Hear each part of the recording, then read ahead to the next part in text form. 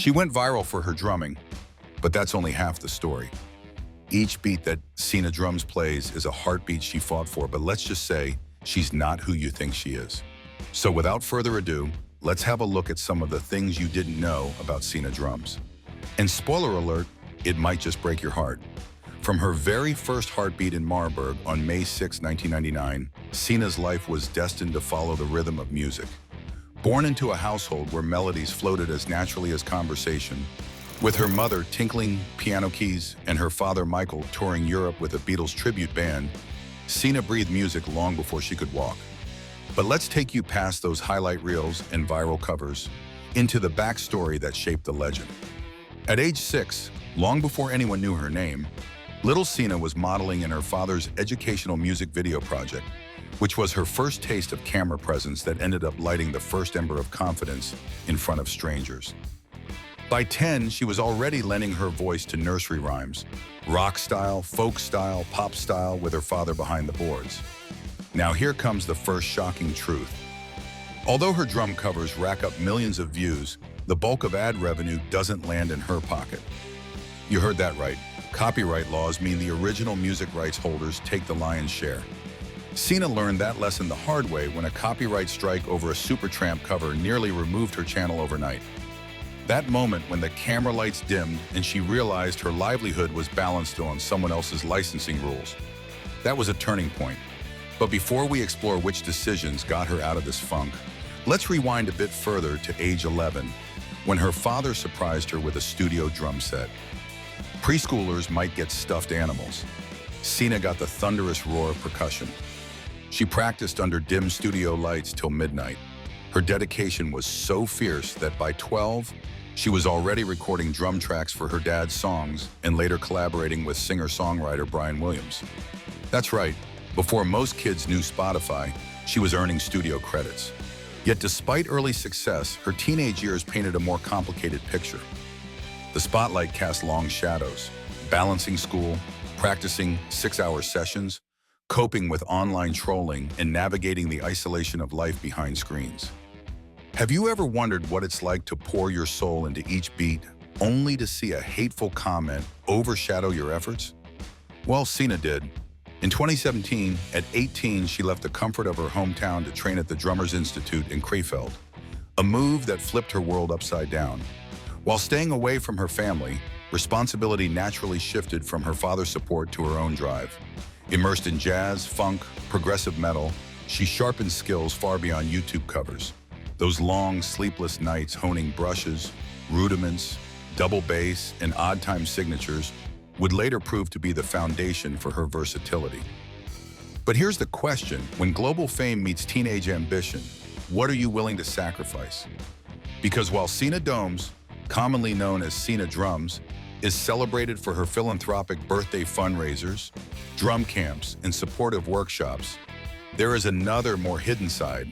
She has endured burnout, heartache, and the weight of expectations.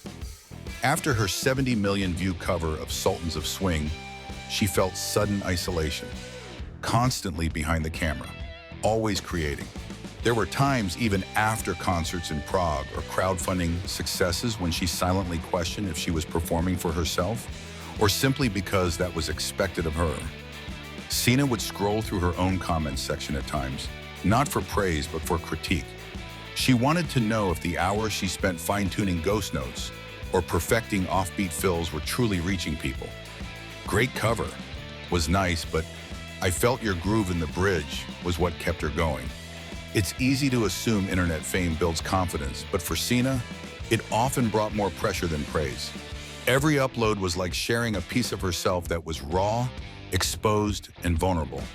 There were days she'd wake up dreading the click of the upload button, not because the work wasn't good, but because it was too good to be ignored and too close to her heart to be judged. She once said in a live stream, "Sometimes I wish people would hear me, not just the track I'm playing."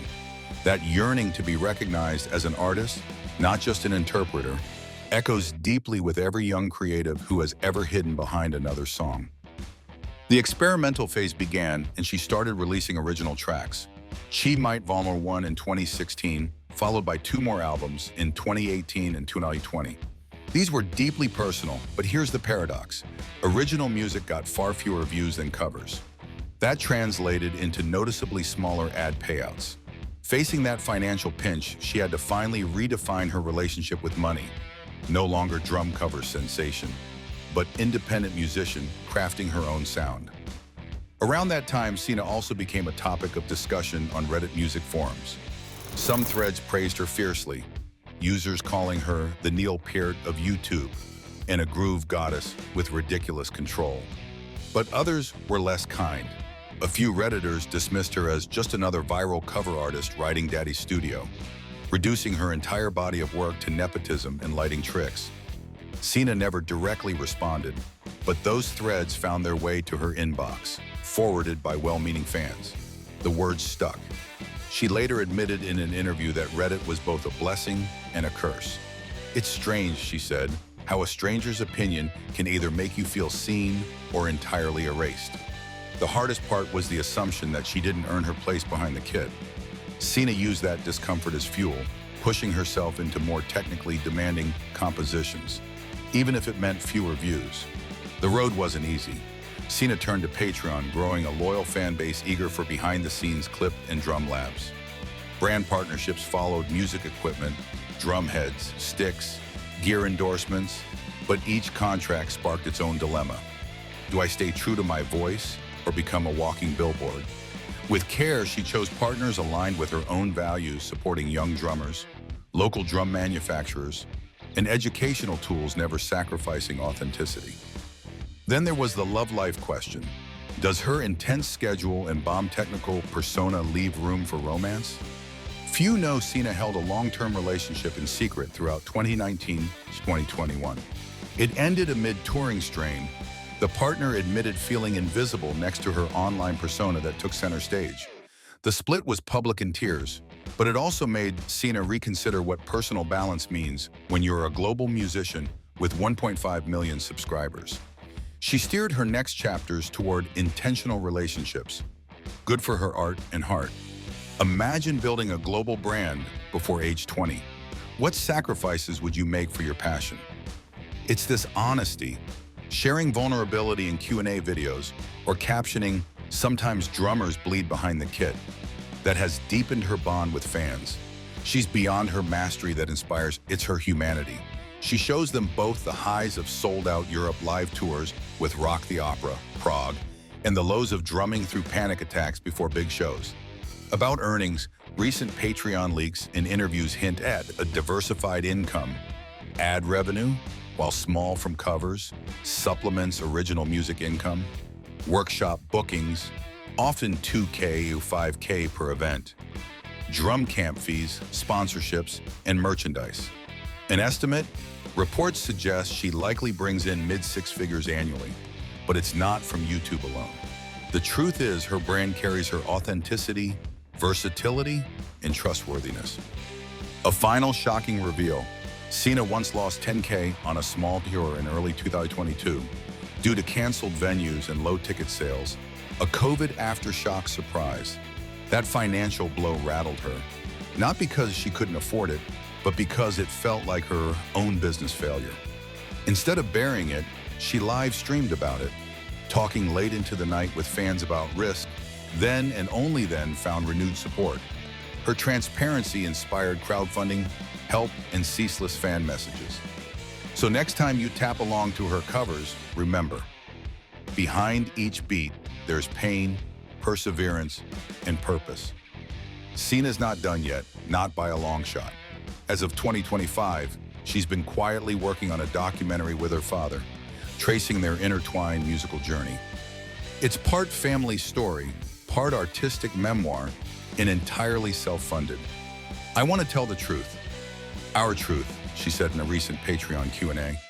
Not just the victories, but the late-night fights over mixes, the budget compromises, the self-doubt. Maybe someone out there needs to see that the journey isn't perfect, just real. Sina's journey is an illustration of the modern musician's paradox. Viral fame doesn't equal fortune, and great talent doesn't exempt you from personal trials. She proves that in the digital age, musicians must diversify, embracing original art educational outreach, touring, and sincere fan relationships. She survives on authenticity, not algorithms. So what are you willing to do to transform passion into purpose?